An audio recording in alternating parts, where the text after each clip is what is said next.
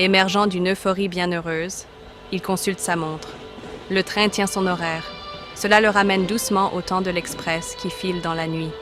Il est tard, et il roule sans savoir tout à fait s'il traverse des forêts, des montagnes ou des étoiles.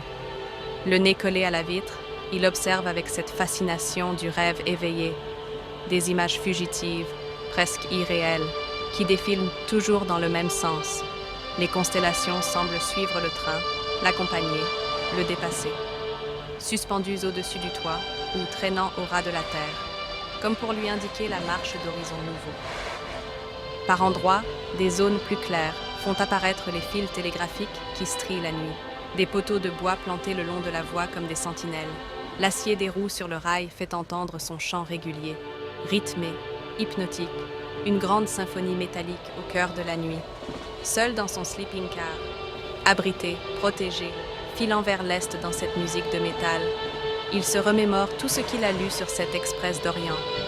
Les capitales, les lieux mythiques, les promesses de voyage, Vienne, Budapest, le Danube, les Carpates, Istanbul, et plus loin encore, Paris, la ville de lumière, des arts, des lettres, peut-être la plus petite, mais la plus belle des villes du monde.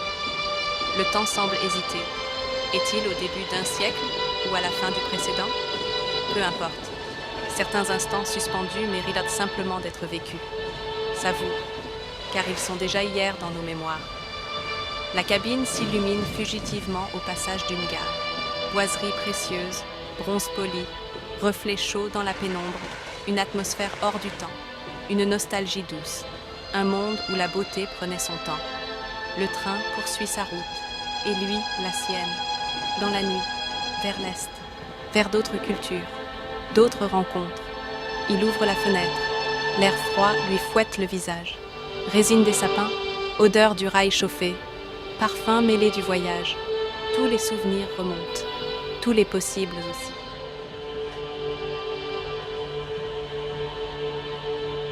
Les lumières d'un village lointain apparaissent, perchées sur une hauteur, isolées dans la nuit. Des images surgissent de sa mémoire, des chemins oubliés, des montagnes blanches, des torrents impétueux, des gorges profondes, des forêts sombres, et là, un paysan, le râteau à foin sur l'épaule. Plus loin, une femme dans un champ de seigle doré, un panier d'osier à la main. Ailleurs encore, un gamin intrépide sur son vélo qui tente de suivre le train. En vain, des images, des histoires, qui reviennent toujours. Les souvenirs se blottissent au fond de chacun. Le présent nous happe, l'avenir nous attend. La vitre remontée, le bruit du train revient, régulier, rassurant. Au loin, un piano dans la voiture salon, une mélodie bleue, égrenée doucement.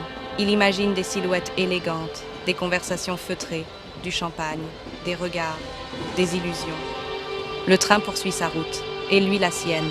Il traverse les couloirs du convoi, boiseries illustrées, lumière ambrée, odeur de bois précieux, de tapis, de parfums capiteux. Puis, un regard, bleu, tendre, fugace, une chevelure blonde, comme un soleil. Ursula. Il se retrouve dans la voiture-restaurant, presque seul. Dans une lumière douce, intime, il parle, il rit. 2 journalistes, 2 voyageurs. Le temps ralentit ou s'arrête. Ils évoquent leur voyage, leur vision du monde, leurs différences, leurs points communs. Une complicité naît, rare, précieuse. Le train roule vers la nuit, vers l'aube, vers demain. Mais le moment présent devient l'essentiel. 2 silhouettes côte à côte, portées par le roulis du train, dans une bulle hors du temps. Peut-être l'amour, peut-être simplement un instant parfait. Leurs voix se font plus douces, les silences plus éloquents, les regards plus longs.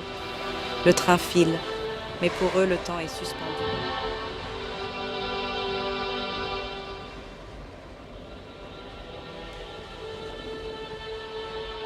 Ils restent là, face à face, portés par le roulis du train. Le monde extérieur semble s'effacer. Il ne reste que ce moment, cette nuit, cette rencontre. Ils parlent encore, puis se taisent. Les silences deviennent doux, habités. Le train traverse des gares inconnues, des ponts, des fleuves, des tunnels, des paysages endormis, mais rien ne presse. Il redouterait presque d'arriver. Arriver, quand on est heureux, n'a pas vraiment de sens. Ce qui compte, c'est le chemin, le partage, la présence. Le reflet de son visage apparaît dans la vitre, presque enfantin, un peu espiègle, d'une féminité lumineuse. Ses cheveux blonds reposent sur le velours sombre. Les lumières de la nuit glissent sur ses traits. Miroir du temps, miroir du présent. Elle remarque son regard, sourit. Est-ce le photographe ou le rêveur? Il répond doucement, presque à voix basse, qu'il s'agit d'une image intérieure, d'un instant impossible à capturer, parce qu'il est unique. Ses yeux bleus plongent dans les siens, un long silence. Puis elle se penche. Elle murmure qu'elle l'aime, simplement, sincèrement, sans détour. Les mots flottent dans l'air, comme suspendus. Il comprend. Il n'y a rien à ajouter, rien à expliquer. Deux souffles, deux cœurs, dans la nuit.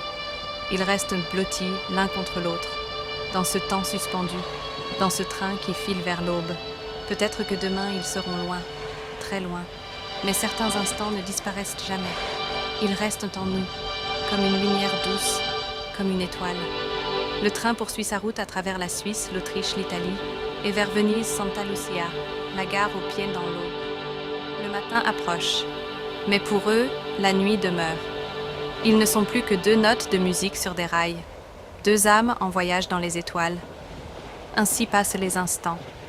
3 petits tours, et puis s'en vont. Mais certains voyages ne s'arrêtent jamais vraiment. Ils continuent en nous, longtemps, très longtemps.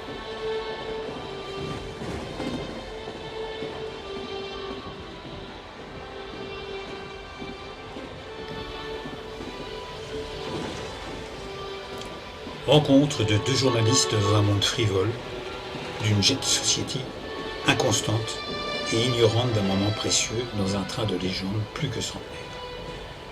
Le train des rois et le roi des trains.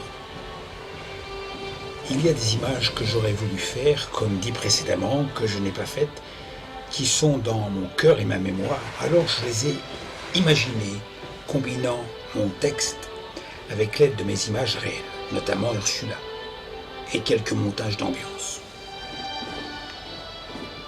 Néanmoins, cette histoire, un jour dans le Venise Simplon Orient Express, a réellement été vécue.